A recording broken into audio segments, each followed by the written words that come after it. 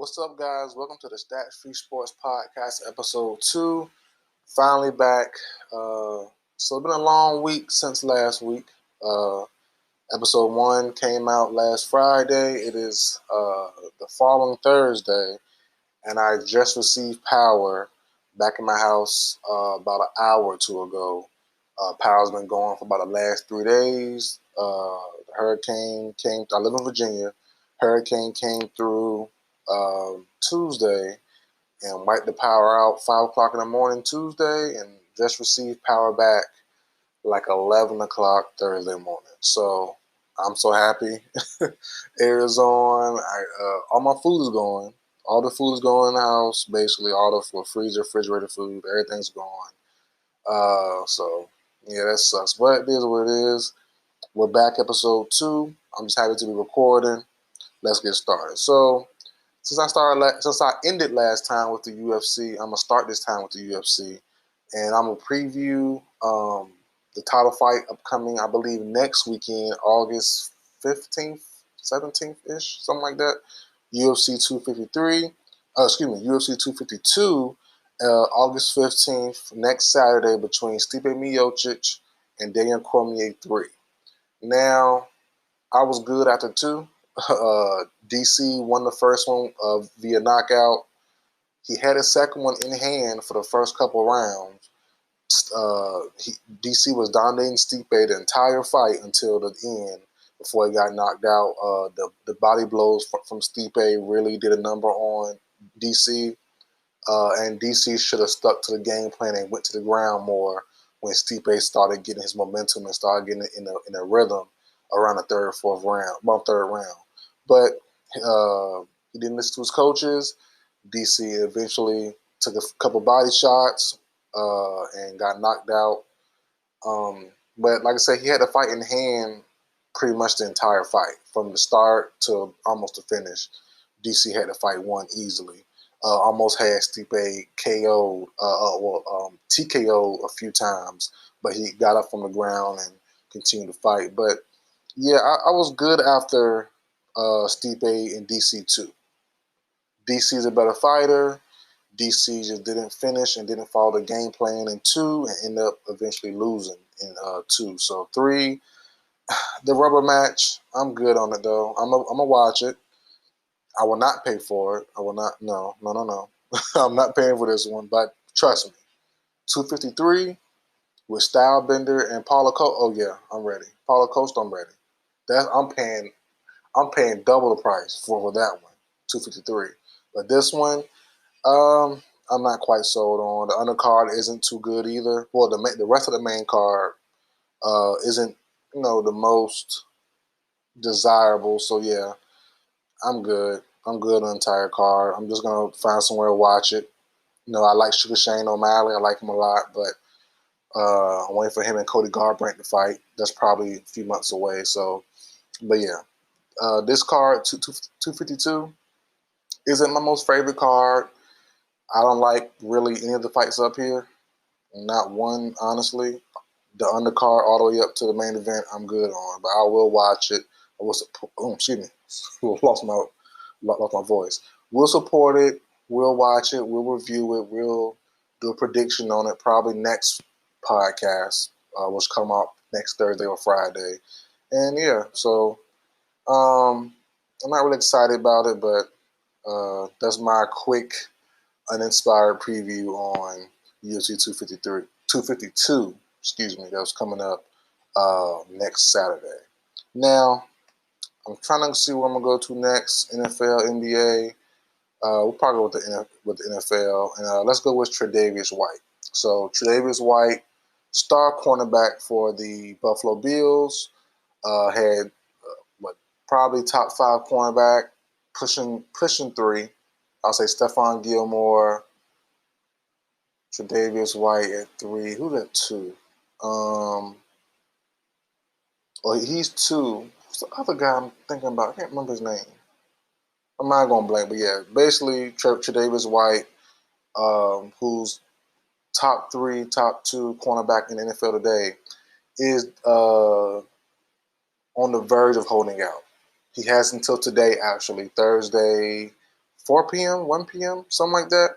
Somewhere around that time. He has until today to decide, but he's been hinting at potentially holding out for the entire, not holding out, but sitting out the entire season because of coronavirus issues. Um, he experienced a death in his family. I believe his grandmother or his wife's grandmother, something like that. They passed away due from COVID-19, and he doesn't want to experience that again in his family. So he's potentially looking to sit out the entire season. By the time this podcast is out, we will know his answer. But I'm obviously recording before that, so. But he's getting backlash from a lot of Buffalo Bills fans and football fans in general. And, he had a good response to it. But, yeah, man, these fans are just ruthless. Fans, a lot of fans. That's why, before I get into it, that's why I don't want to go to an NFL game live. I don't.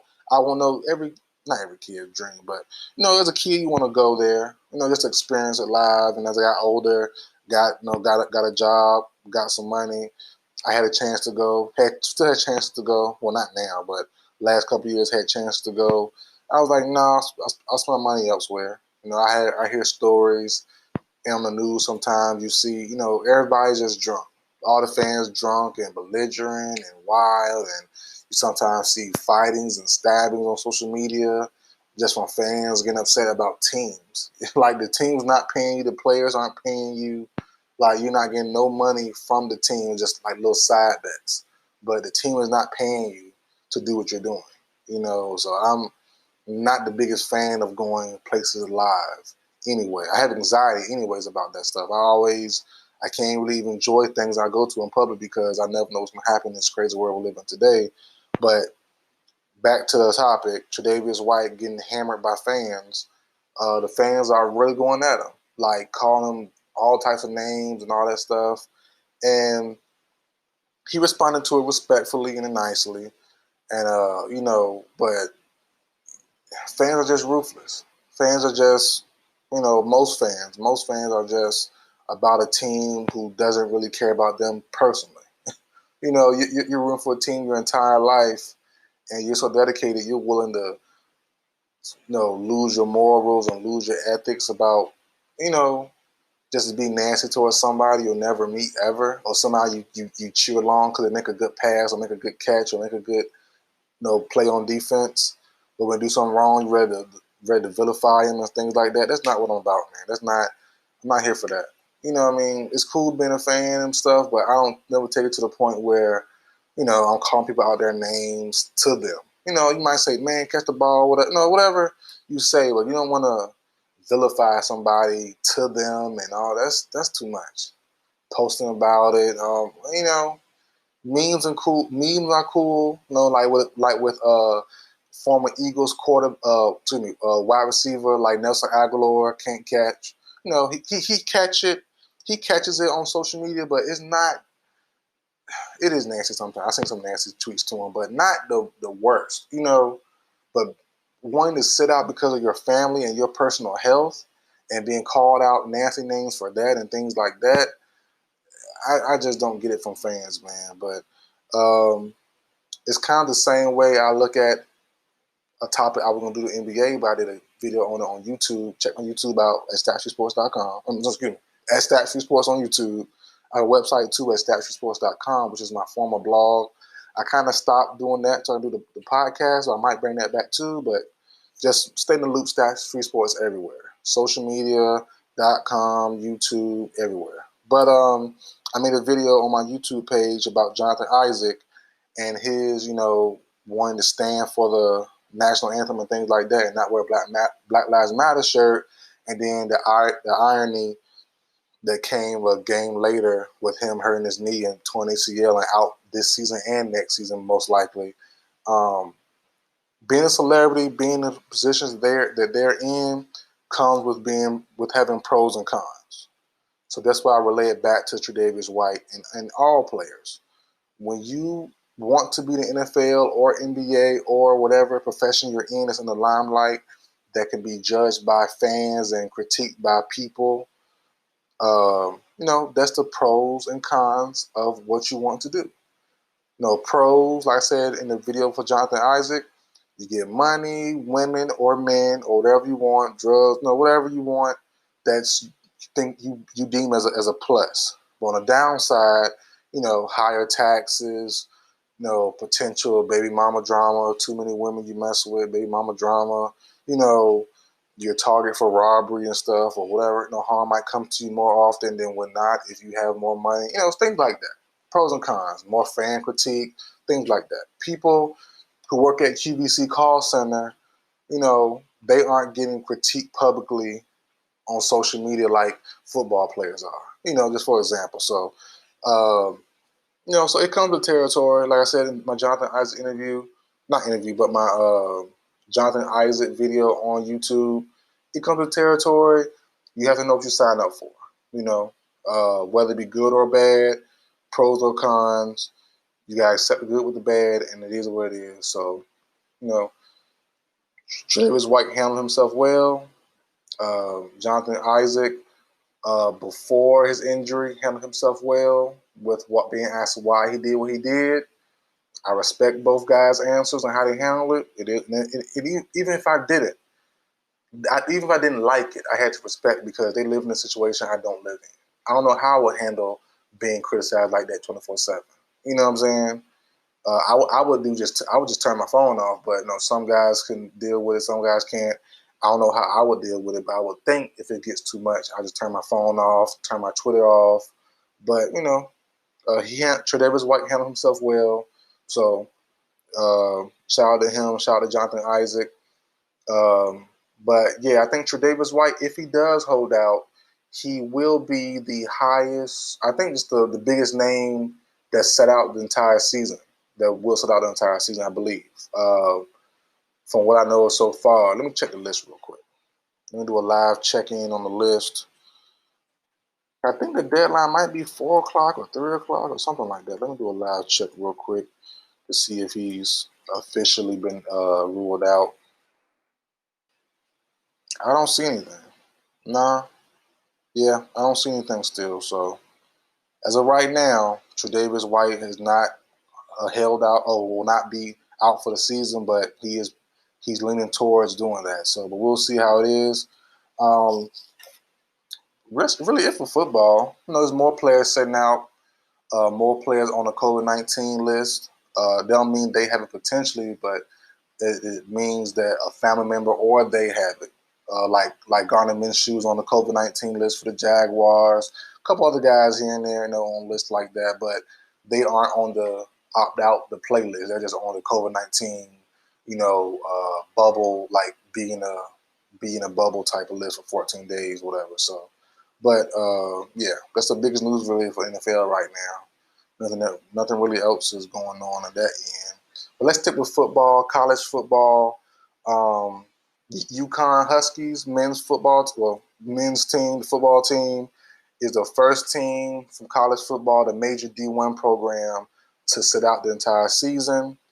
And it came to me to ask, will there be more teams? Or really will college football be played this year? And I think it should be. I think it should be. The SEC teams so far has revealed they will only do in-conference games only, which is fine. I believe the Big Ten too. If I'm not mistaken, the Big Ten also came out and said all conference only. If I'm not mistaken. So yeah, that's cool. That's me being a biased fan. I want sports. I want to see sports. When the NBA came back, I'm so happy. I couldn't see the last 3 days worth of games. I'm kind of sad about that, but I'm very happy the sports are back. So it keeps your mind off things, keeps you entertained, keeps you sane for some people. Some people need sports to stay sane and stay in their right mind. So I'm glad sports are back. It's fun seeing it back. But yeah, college football, UConn, the first team out. Will there be more teams? I'm sure there will. More D1 teams, I'm pretty sure there will. Probably not anyone that's in the title, in the college football playoff hunt, top 25 teams, probably not. I haven't seen the top 25 list coming to this year, but I don't believe UConn was up there. So yeah, not a big, not really big news there. But let's move on to the big news of college football, which I did a video on as well on Stat Street Sports YouTube page, which is about the Pac-12 players pseudo union. I call it a pseudo union, not really official union, but the Pac-12 players. The rumor is it's about, well, the report / rumor is it's about 300 players, 300 or more players gathered together, and they are demanding some requests from the Pac-12 and the NCAA for them to play this year. And most of the details, which you can find in my video on Stat Street Sports on YouTube. Again, Stat Street Sports on YouTube. You can find it right there, the same video. I'm going to say the exact same information there. Subscribe if you haven't subscribed yet, all that good stuff. That's another plug-in. That's like 2, 3 in a row. But basically, like I said, they want COVID-19 precautions laid out in stone, not just when they get there and things are going to get moved and shaken there. No, they want stuff laid out for when they do get into spring training or summer training and things like that, which they might be already there or almost heading there soon. They also want some money. They want to get paid. This is where kind of got a little tricky at, but I do understand where they're coming from. Let me explain. So the Pac-12 pseudo union, which I call them, which are the players, they are asking for 50% revenue of what the NCAA brings in. Well, let me pause that. It's either the Pac-12 brings in or the NCAA. It might be just the Pac-12 only. All schools in the Pac-12 revenue, and they split it between all sports, I believe, if I'm not mistaken, because the Pac-12 only union of players, it might not be the NCAA. It might just be Pac-12 only. So let me clear that up. I'm not sure. Kind of forgot over the last couple of days. The videos I put out were like Tuesday. So I'll just say Pac-12 only. So the Pac-12 players want 50% revenue from what the Pac-12 conference itself brings in, and they want to divvy it up between all sports, not just football players, but all sports. Baseball team, women's softball, tennis, soccer, all that stuff, golf, all those sports. Now, the problem that rises up with that is that these guys are on scholarships, for one. Two, all of the money, for the most part, comes from the men's football and basketball teams. Due respect, I love the women, but they aren't bringing in the same, nowhere near the same money the men's sports are for most programs. Some might, somewhere here and there, but for the most programs, men's basketball reigns supreme in what money they bring into the program. So first you have scholarships. You have, that's where some of the people's money are going there. So if you want scholarships and get paid, that's not going to work, I'm pretty sure. I'm not a mathematician, I'm not a lawyer, but I'm pretty sure the math won't work out where you getting scholarship money, going to school for free, and still getting paid. And also divvied up between all the sports, because all the sports aren't making the same revenue. And, there's going to be a problem there as well eventually. Like, how is softball team bringing in $100 a game? We're bringing in $1 million a game when they get the same pay as us or whatever it might divvy up to. So it won't work. It won't work that way. But, like I say, I do understand where they're coming from, because it's a negotiation tactic. Same as when you sue somebody. If you ever sued someone before, I have not, but I've seen TV shows and movies about it, or I heard about it. And, you want to start high so they can settle low. So, I'm pretty sure those guys are smart. Those players are smart. They're in college, smart guys, I'm pretty sure. They're probably aiming high for 50%, and they'll probably settle for somewhere around, if it ever gets to that point, the 10 and 15% type range, more realistic, and that's why I'm not holding against them like, oh man, they're dumb, they're stupid. I'm not calling out their names or nothing like that. I'm not attacking them, saying it won't work. I think they're just negotiating. Start off the first offer. We want 50%. We want COVID-19 stuff, which is easily going to be made probably. But the issue is with that revenue, if they want to stick with the revenue, that 50% is not going to happen. It's not going to work anyways, but plus it won't happen. So, start high, finish low. I'm pretty sure they'll get into it. If it ever does come to fruition, this deal that they're laying out, around 5 to 15% if it does happen.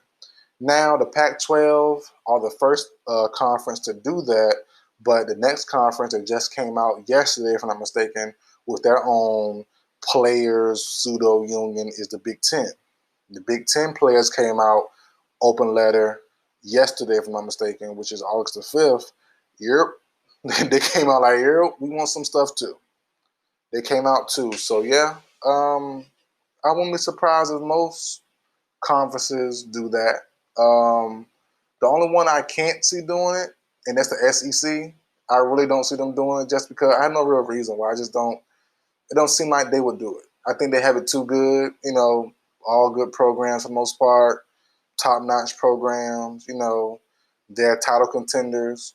I just don't really see them honestly doing it. I just don't know why. I just don't see the SEC teams doing it, players getting together and doing it. But you never know. They could shock me. But yeah, the Big Ten has followed the Big 12, the Pac-12's lead, and they have came up and won their own situation coming on, which is no problem. I hope all of them do it. I hope all the big conferences, the big 5 power conferences do it. It needs to be done. It should have been done before this stuff, but don't get me started on my little rant stuff. But yeah, man. So hopefully they get it done. Get it done. Everybody gets money, gets a little money in their pocket. I'm cool with it. 5 to 15% somewhere in there. They should just hold out, to be honest. I don't get into it too much because I went on a rant before in my previous videos on YouTube about this stuff. Players should be paid. I'm tired of NCAA hoeing these players out over all these years, getting all this money from the basketball, from March Madness, from college football, the football playoffs games, all them games, the big rivalry games. They horn these players out, and some get injured their senior year, junior year, and never come back the same and lose their draft stock and never get right, or whatever the case may be. Different cases for everybody. But they don't pay them no insurance for the most part. They don't pay them any money. They don't get anything. So I don't want to go too far on it, but I believe I've been saying this for a long time. Players should hold out. And now you have COVID-19, you have the Black Lives Matter movement going on. This is the best time for you to co-op everything. Not for, every situation, but just for the college football players or the college players. Well, we talking about football. Let's stick with football. That they bring in the most money than in basketball. Y'all need to co-op everything together right now. Put everything in a big paper, a big ball of paper together, and say, yo, we're not playing until you give us this. And that's the best. This is the best time now. This is the best time right now while these white organizations are giving in to anything we really ask of, as black people, to co-op everything in one big group right now and get y'all players paid. Probably starting next year, 2 years from now, something like that. And I'm not talking about no daggone just your likeness. I'm talking about get paid, every month or so. Like a salary type of joint. A low salary, but a salary for playing. And also with your likeness, if you, as a player, get that popular and get that much of a buzz about you. And your likeness comes with that as well. Not just they're all in one thing. No, it's not separate. It's all, one thing. I want my salary, and I want, if I'm popular, my bobblehead night. I want my likeness to be paid to me, my jerseys be paid to me, me on a cover of a magazine for the school paid to me, all that good stuff. But we'll see where it goes from here. I hope players take it all away. Will they? I doubt it because, they don't want to upset the man. So, but I'll leave it there for that. Now let's get into one of our sponsors. All right, guys, and we're back. You just heard me go on a nice little rant on D1 college football. Now it's time to go on a rant on prep school JUCO football. So let's get started. So Last Chance U Season 5, me and my wife watched it in one day, in one sitting, about 7 hours. We love the series. We can't wait for the basketball series to start. Last Chance U basketball. I forgot when the start date was for that, or when I believe it was released, but It should be coming sometime late 2020, early 2021. So, but let's get started with this season 5. I'm gonna try to stay composed. But Last Chance U season 5 came out over the weekend. It follows Laney College, the Laney College Eagles, which is in Oakland, California, led by Coach. What's the coach name? Shoot,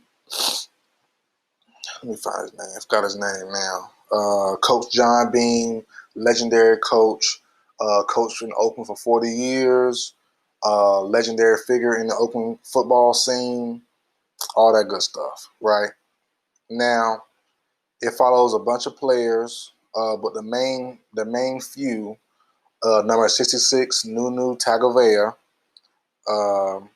as you tell by the name, the last name, he's Samoan. Uh, Another player, number 2, one of my favorites, is Rajon Wright, cornerback. I believe he was the number 5 cornerback in the nation, JUCO, in the JUCO system, and also number 1 in the state of California. I like him a lot. We'll break down a couple of their games individually as the podcast as the episode goes on. Number 4, the one I'm going to rant about, well, it's 2 of them. Dior Walker-Scott, receiver / quarterback. I'll get into him when we get to it. Trying to stay composed. And also another one I'm gonna rant about as well. Number 6, RJ Stern, wide receiver, slot wide receiver, backup quarterback, emergency quarterback. So those are the main 4 guys that really were the target players of the entire season, the most guys with the best potential future from Laney College. That's the senior group, the 2-year group. RJ Stern was a 3rd-year player. So let's get started with Nunu. I'm good on Nunu. Nunu wasn't really, I like him a lot. Young dad, 2 kids and a wife. We'll break it down a little bit real fast on Nunu. D1 talent player. I saw that from the rip. Big guy, talented. And this is where I agree with Coach Beam on. The question arose, later in the season. Did Nunu really want to play football? Being a young dad of 2, his wife in school and working and paying the bills. They're staying with their parents. And also Laney College. Laney College. Let me go back, move around a little bit. Laney College won the title, the JUCO title, for their championship, whatever, in 2018. This is set in 2019, so they're the defending champions. They aren't really necessarily normally the best in that conference, but they had a great run last year and won their last, I believe, 8 straight games. Had a great year 2018, so this is set in 2019. And also, the school doesn't provide any on-campus rooms. Like, you can't stay there. You have to live in the city, whatever, or live in the surrounding city and travel there every day. Now let's get started. So Nunu lives with his parents, 2 kids and a wife, 2 very young kids, like a 1 and like a 2-year-old, something like that, or close to a newborn, like a 1 and 2-year-old. Very good offensive lineman, very talented. Had a bunch of interest from bigger schools, D1 schools. He was the one I just knew was going D1, like Eastern Michigan or something like that. I thought that was a great fit for him. But he ended up, before I go there, Coach Bean, like I said, I agree with him there. I forgot about this part, excuse me. Did he want to? The biggest thing came up about him was, did he want to play football, or was he just playing it? Like to find a way for his family, but did he really want to do it and make it a career? His wife was working and doing school, paying all the bills by herself. They stayed with their parents. They stayed with his parents and his brothers. They all live in one house and things like that. And no, you want to be independent. She want to be on her own, and you feel that way when you're pressured by your wife, which is a good thing to do better, and he's trying to pursue his football dream all the while, they're living with the parents, sharing food, sharing a place, not being as comfortable as you want to be. And the thing was, Did he want to go out in the working world and be a great father and help be a father and help, the wife with the bill and get their own place? Or do you want to continue your football dream? That was a big thing that came up that Coach Beam, who was texting me right now, Coach Beam is really was really on him about. And, he stuck with football. Why I say it like that? Football.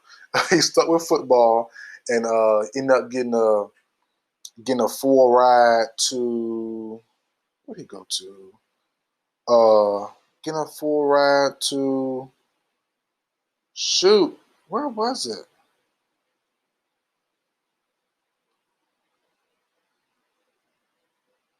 I'm bugging. Go to.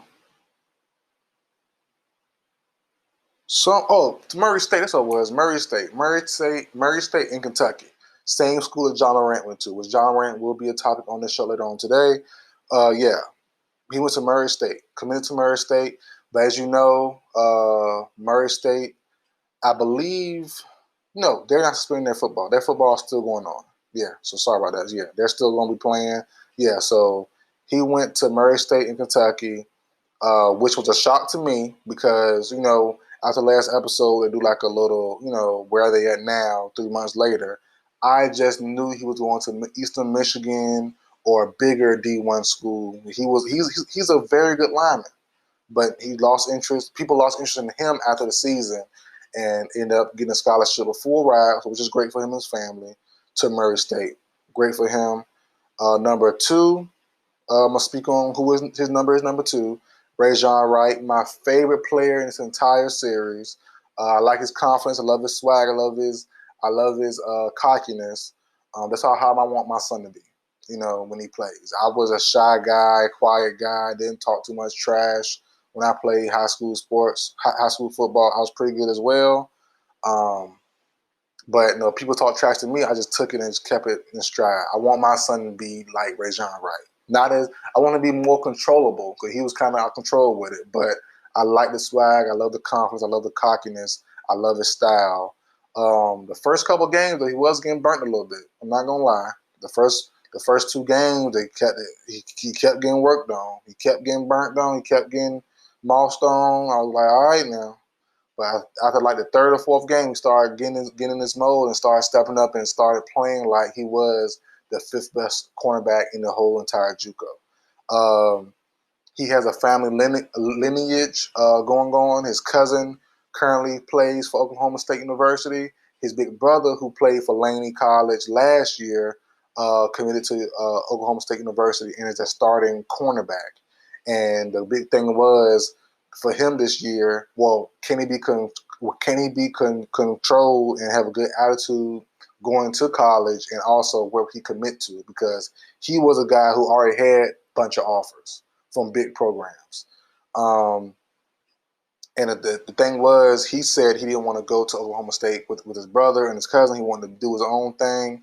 Ending up, he ended up going with them anyways towards the end of the year, committed to Oklahoma State University, joined his brother, joined his cousin, and he's potentially going to fill that void as the other starting cornerback opposite his brother. So that'd be pretty cool. His brother, I think his cousin is a safety or linebacker, something like that. And his brother, one starting quarterback. Hopefully he can be the other starting cornerback coming to the summer.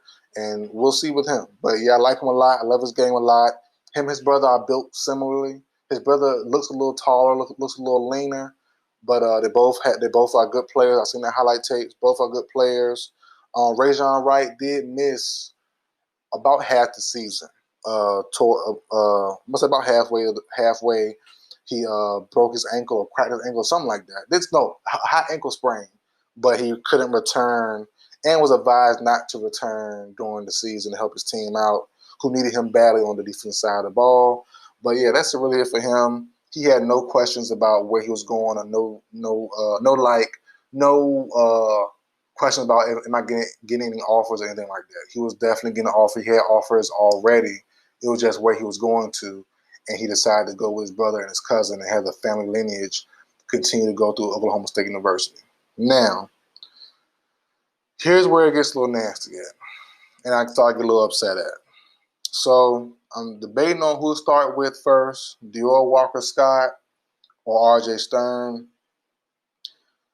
The list I'm looking at, I guess I'll stick with the list, and Dior goes up first. So Dior Walker-Scott comes up to the podium. All right. So Dior Walker-Scott, young man, has family issues, lives on his own. We find out first episode, lives on his own.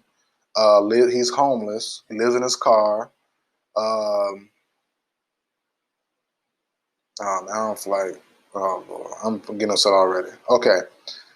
Lives in his car, homeless. And then, find out practices the first game.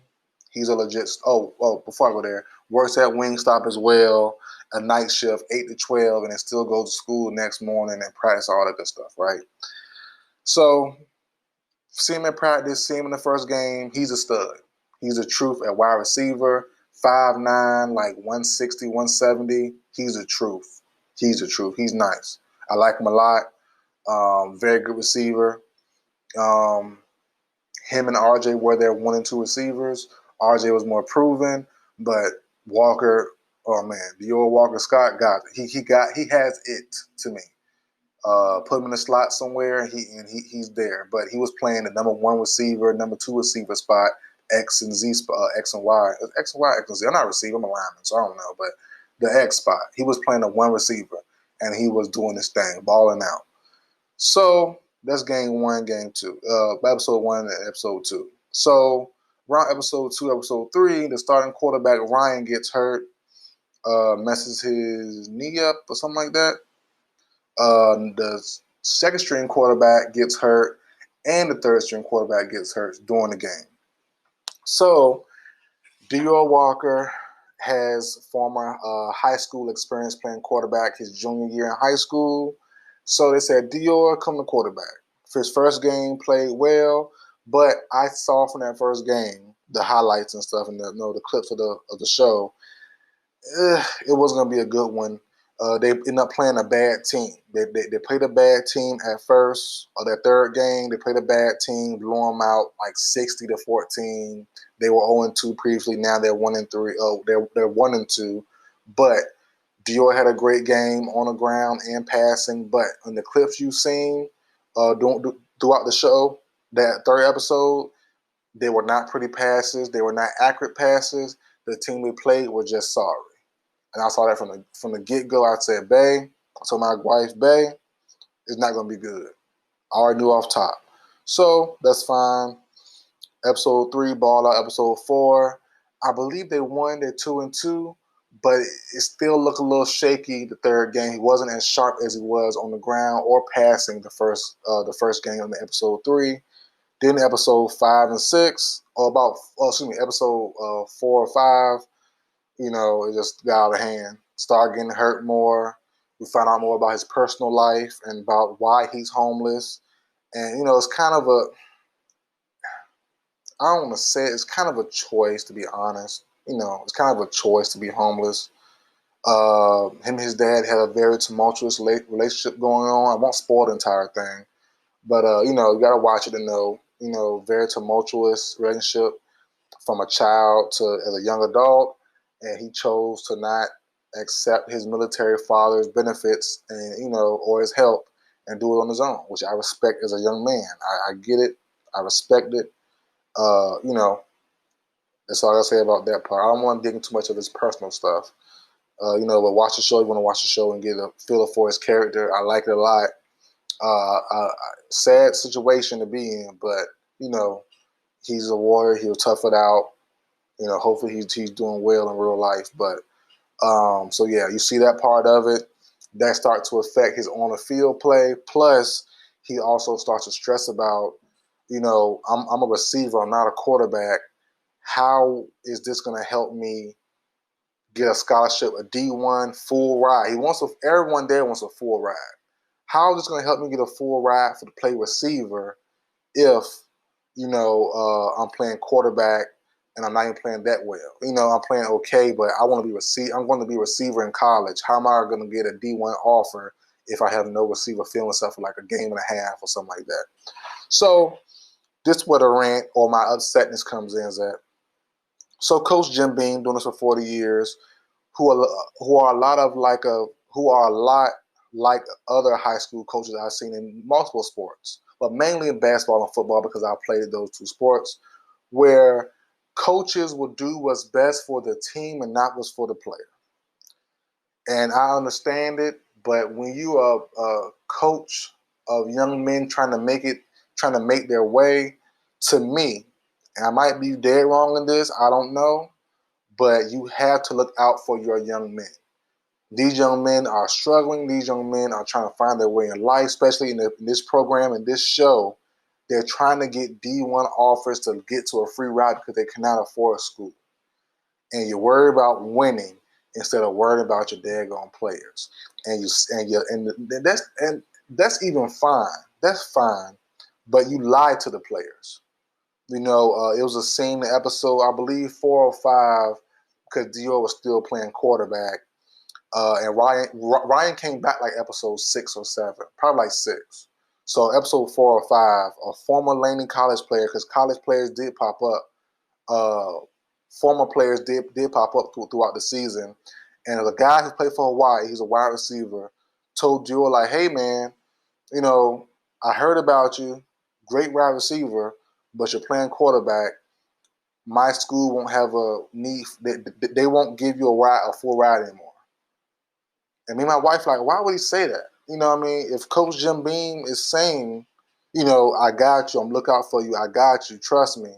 You know what I'm saying? But the player himself told me, I heard about you, my coach told me about you, but there's no film on you after one game, so I highly doubt you would get a full ride. You got to switch back to receivers so you can get some money, so you can get this full ride.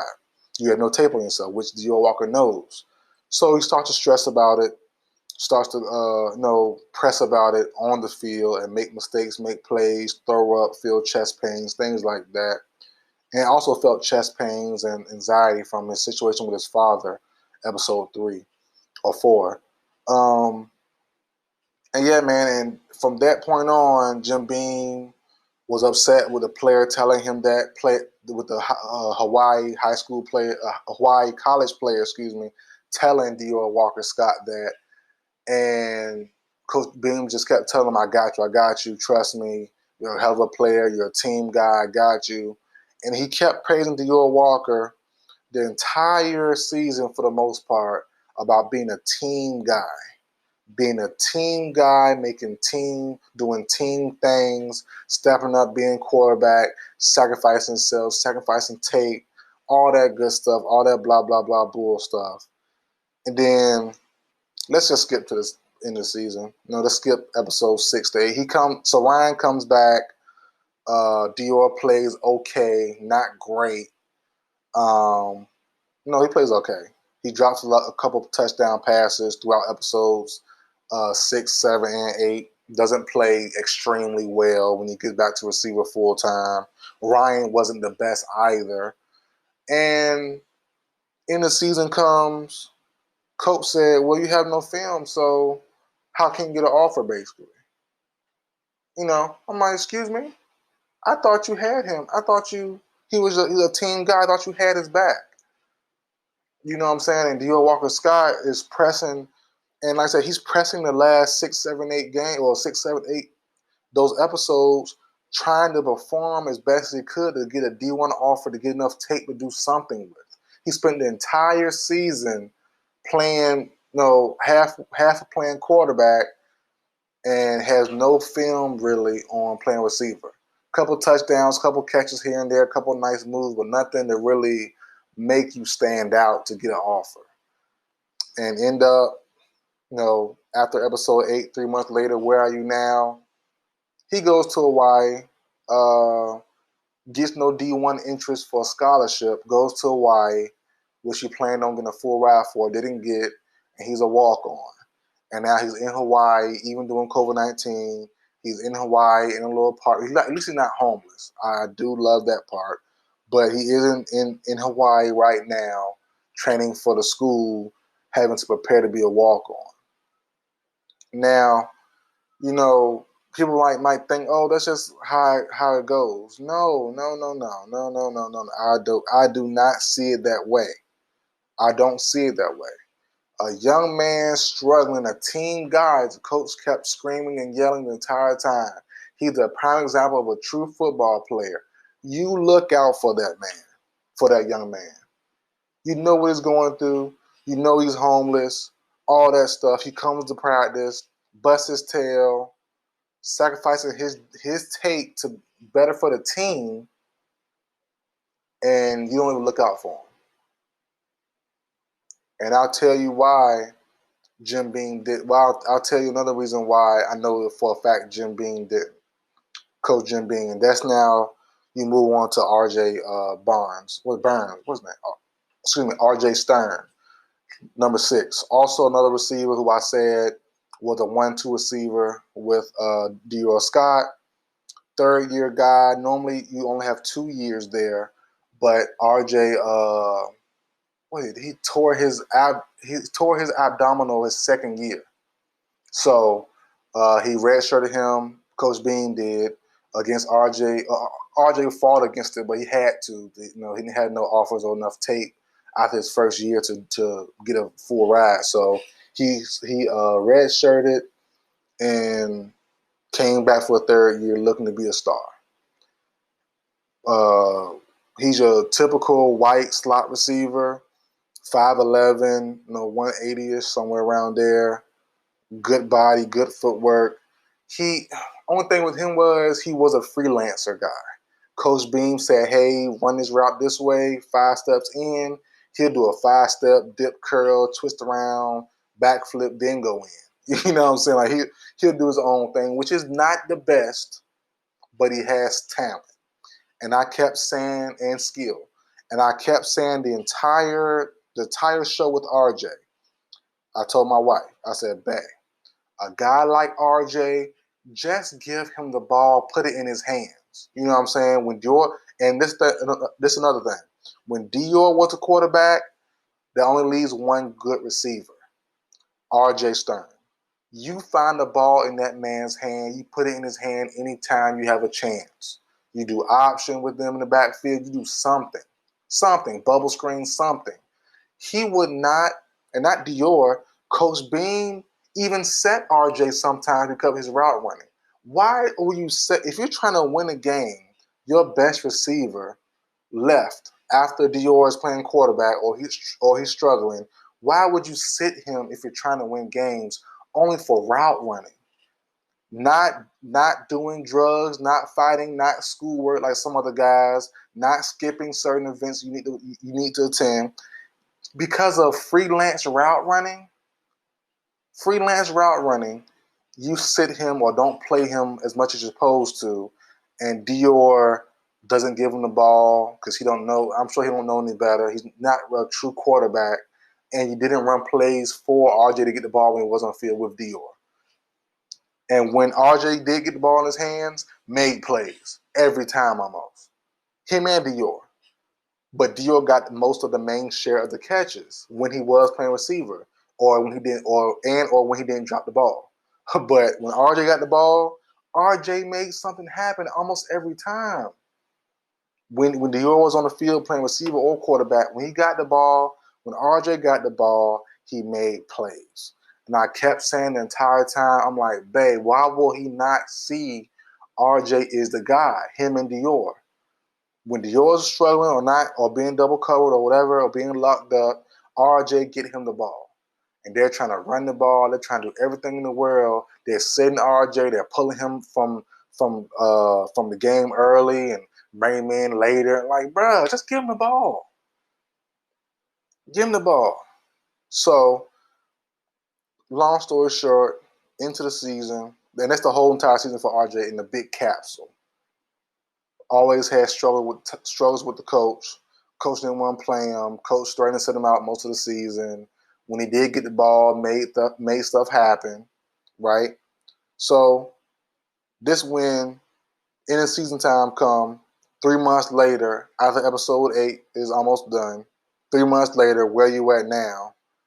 The coach asked RJ, The Coach Beam asked RJ, "Did you get a full ride, man?" "Nah, Coach. Nah." "Oh man, I thought you would have had one the way you balled out and the way the people had interest in you." That lets you know right there from that sentence alone. Coach Beam do not give a freak about these players. They don't. They don't. They don't. He does. Trust me. Trust me. He doesn't. I played high school ball. I had a full ride D1 offers. FB, not FCS, FBS. Oh no, or FC. Yeah, FBS title. FBS D1 offers. I know. I was in RJ's shoes. Me and my coach weren't on the best of terms. I wasn't the best. I wasn't the ideal teammate or ideal player. I was in RJ's shoes.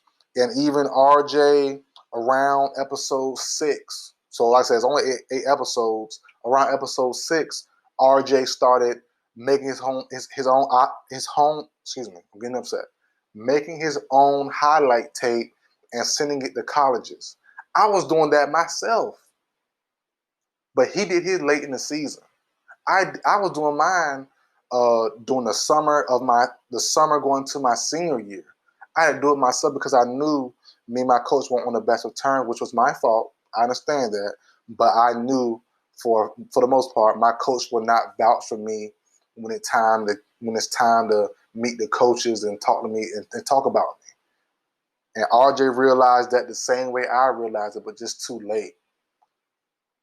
And I got my own interest popping for myself. My highlight film, my tape, my play spoke for itself. I sent emails out to defensive coaches, the recruiting coach, the head coach, the O-line coach. I played D-line.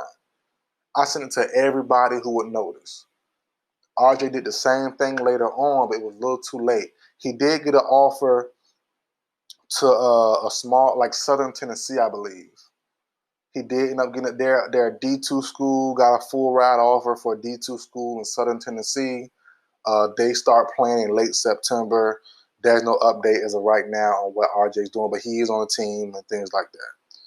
But just to say this, guys, coaches do not always have your best interest at heart. When I heard the coach say, "I thought you would have signed by now, you had a bunch of interest," how you wouldn't know? How you wouldn't know? If you're a coach that care about your players, you keep recruiting for your players until whenever the next season, until the signing period is over. You know, you keep going until they get signed or until they decide not to play anymore. You know what I'm saying? To me, that might sound crazy to other people. I don't know, but to me, I found that as not caring about your players, and for Dior Walker Scott, setting your player up for failure and telling him lies the entire time. That's what got me. That's the only thing that killed me. You lied that man the entire year. "Oh, I got you. Trust me, I got you. You got 2 games of very good tape. I got you." And in the season, he's taunting him about not having enough tape to be D1 when he's dropping catches, dropping balls, and things like that. And he's pressing to try and get a scholarship offer. Man, oh my goodness. I'm trying to stay clean and not cuss. I'm doing a good job of doing it. So that's it, man. That's my Last Chance U season 5 recap. I don't know, man. I like Jim Beam. Seemed like a good coach. Seemed like a great coach. But the way and it's just not for him. I've seen it myself in person. Coaches handle stuff. Coaches, when you're trying to coach young men, this is not NFL football where guys get money already. These are guys trying to make a way for themselves in life, and you playing with their livelihood. You know, so that's it, man, for the recap. Let's get into some basketball. So the main thing about this NBA bubble, excuse me, is a fight for the 8th seed that I really care about. Everything else is pretty regular. You know, TJ Warren going off for 52 and like 30 next game. It's cool. I ain't tripping. You know, people, is he finally reached his peak? He been peaked years ago. He's an average, you know, 18, 20 per game guy, just having a great bubble. I'm not too hyped on him like he's into a new level. Like, no, he's regular. He's a regular, very good player, very good scorer. Bobo, you would think for the Nuggets he would be the guy that would, continue the breakout process, but Michael Porter Jr., my favorite player from the 2018 draft, 2018 NBA draft, dropped to like number 12, 13, somewhere in the early teens to Denver Nuggets. Was the best player in the country in high school.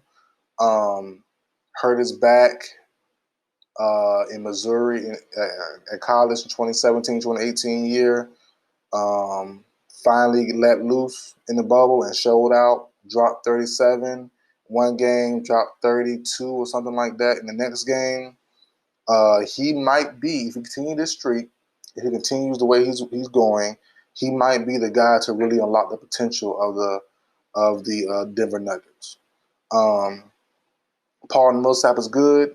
He's getting older, about 36 years old now. Still pretty good, big body, but they need a better co-star to Jokic. And the whole team is really co-stars to him. Jamal Murray, Gary Harris, Will Barton, all that stuff. But Porter Jr. is really the head of that group if he continues to be the way he is. And he's performed very well lately. I love to see it. Bobo catches on too, off the bench. If he gets more playing time, that'll be great as well. Three-headed monster, but those three freaking natures, freaking Jokic, or Jokic, excuse me, is a monster in his own right, in his own methodical, slow playing way. Bobo's a freak at 7'1", 7'2". He looks like a bigger KD. No, I'm not saying he's KD, but a bigger KD. And Michael Porter Jr., who has the scoring potential like a Brandon Ingram / KD light-ish, potentially. I like them a lot. So yeah, Michael Porter Jr. balling out. TJ Warren gave him a quick shout out. That's it really. Who else been really balling out crazy? Nobody else. I love what Chris Paul been doing. Been steady the entire year. Carried that steadiness into the bubble. Still playing well. They blew out the Lakers last night, but they just clinched the first seed of the Western Conference. So I ain't tripping about that blowout. Ain't nothing too crazy. They're not gonna overreact to it. That's really it for the stuff like that. So yeah, the main thing I really care about now, well, the only thing to care about really, is the AC for the Western Conference. Who will get it? The Grizzlies are 0-3 with 5 games left. Their star young power forward / center sometimes, Jaren Jackson Jr., out for the year with a meniscus injury, which is something in your knee. Out for the rest of the year, getting ready for next year. And I'm gonna speak on Ja Morant. I've been tweeting about Ja Morant in the last couple of games of me seeing him, which was game 1 and 2. I didn't really see game 3, but I don't like the Grizzlies system. It's too same as the old Rockets system with James Harden. It's too Morant centric. It's not gonna work. And he takes a lot of criticism, which is valid, for not passing the ball. It's all him or nothing. He'll pass the ball with 3 seconds left on the shot clock, and Dylan Brooks or somebody will throw up a 3. Like, it's not going to work. It's not going to work playing like that. The coach knows better than that. He should know basketball. If Ja Morant came into this year's draft class saying he's a point guard, not a guard, point guard, G-O-D. Make him be a point guard. Make him play in a real live system and not just ball hog the ball. And I like him a lot because when he gets hot, he gets hot. I love to see it. But I love to see, it's always great seeing one man shows dominate the entire game or a stretch of a game. I love to see it. James Harden does it. All players do it. From Donovan Mitchell on. Everybody does it to a certain point. But to win the real games, which James Harden might do this year and win in the playoffs and get far in the playoffs, you have to play team ball. And I know Ja Morant's young. The Grizzlies are young as an entire team itself. but you have to start them off young, in my opinion. And the way the team is playing now, John Morant will have bad habits. He will continue those habits, and might not want people to play with him later on in the future because of the way he plays. And that's the same thing I say with D Rose effect. The D Rose effect. D Rose played great, played amazingly, but they didn't really bring in free agents to make the Bulls better. Well, they already were kind of cap strapped too with the Bulls, had a good team too, but in the same token, a lot of guys wouldn't want to play with D Rose because of his style of play. It's just him and him only. When he gets going, he's going. There's no other guys around. You know what I'm saying?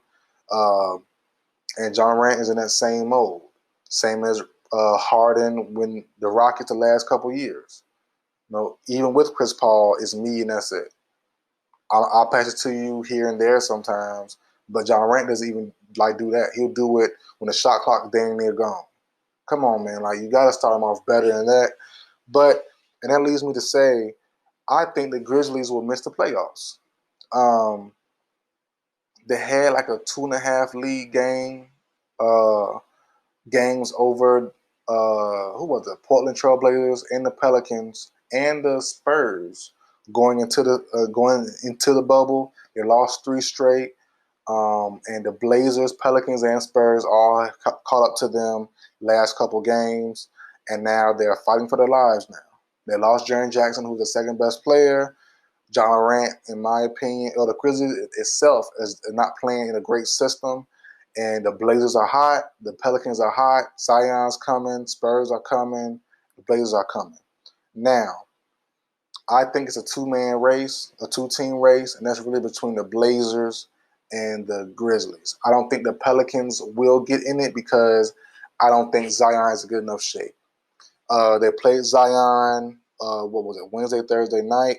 I think Wednesday night they played Zion, or maybe Tuesday night because I had power.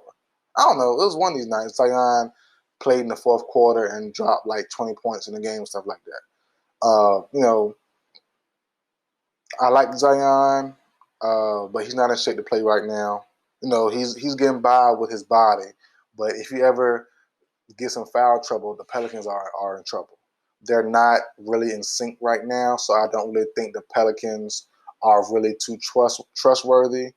Now, on to the Grizzlies. I don't trust them either, but let's go to the Blazers, who are my favorites to take the 8th seed. They aren't too trustworthy either, in my opinion. I love Damian Lillard. I love CJ, who's a straight baller and very underrated, in my opinion. And Melo, I love Melo, who I agree with Damian Lillard. He is a Hall of Famer. He is a legend. Melo is a Hall of Famer, no question about it. If you think wrong, you're tripping. You're tripping. He's one of the better scorers in the league of all time. Of all time, no question. When you say Larry Bird, scoring-wise and all that stuff, KD, all the top scorers ever, they're straight elite scoring status. Melo is up there. Bruh, inside, outside game, mid-range game, amazing. 3-point game is very good, pretty good. Yeah, Melo is an all-time great scorer. He's a Hall of Famer. He is a game. No, pause right there. He's not a game changer. He's not a game changer, but he is a very elite scorer. One of the better scorers. I'll say top 15 scorer of all time off the dome. Scoring ability. You need him for a bucket. If in one game he can give you a point from anywhere, everywhere on the floor with no problem. 3-point, mid-range, inside, whatever.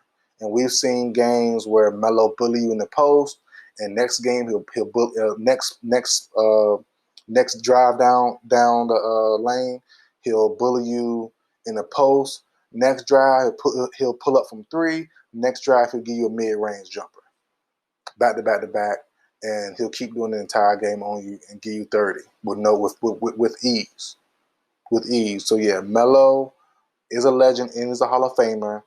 But can he help these guys, the Blazers, lead them to a playoff berth, sneak in? I hope so. I'm leading with my heart because I love all 3 guys I mentioned, CJ, Damian, and Melo.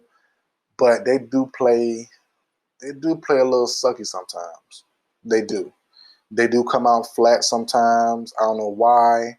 They have all the offensive power in the world. The big men, Nurkic, Whiteside, and Collins. They have Gary Trent Jr. off the bench. I like a lot. Like I said, you have Melo, CJ, and Damon.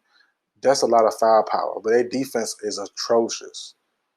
Oh man, it's terrible. So I'll hope the Blazers get in because I love those three guys as players. But if I were to guess, probably Zion and them get in because I don't see the Grizzlies winning too many games. No, they have 5 games left. I see them might winning 1. I don't know their schedule, but I know for sure the Pelicans have the easier schedule team-wise. But can Zion be available and be in shape to play all and most of the game? I doubt it. The Pelicans aren't really in sync right now with their chemistry-wise, so it's going to be tough. It's going to be tough. But, I do think the Grizzlies for sure will lose the 8th seed. The Spurs might get it. I doubt it. I hope not. I don't want to see them in the playoffs this year. I'm not going to lie to you. But the Spurs might get it. But I do for sure think the Grizzlies will not make the playoffs this year. Jaren Jackson gone. John Morant gone. Not gone, but I'm not a fan of their system. He's a one-man band right now. Dylan Brooks can't shoot worth anything. They kept, bro, what game was it where the Grizzlies played? It was like one of their first game or two. And when I tell you they just kept letting Dylan Brooks shoot, and he missing everything. Threes, mid-range jumpers, floaters, going inside. He's missing everything. I'm like, give Ja the ball. Give Jaren Jackson the ball. Because it was the game Jaren Jackson was hitting threes. He hit like 4 or 5 threes. I think the Grizzlies ended up winning that game as well. But, yeah, it was a stretch where Dylan Brooks just kept shooting the ball. I'm like, bro, what are y'all doing? Get the ball out that man's hands. He just got paid a good little contract. But Lord have mercy, he cannot shoot the ball consistently to save his life. So yeah, if he's your number 2 guy, I'm good. The Grizzlies will lose AC for sure. So yeah, man, that's it for the video, guys. That's it for the podcast. I think I'm on YouTube right now. That's it for the video. Don't forget to share the podcast, man. You can donate. If you're in the Anchor app, it's like a monetization button. You can donate if you want to donate. I appreciate it. Not really asking to, but you can want to. I'm just throwing it out there, But that's it for the episode 2 of the Stats Report podcast. I'll see you guys next Friday.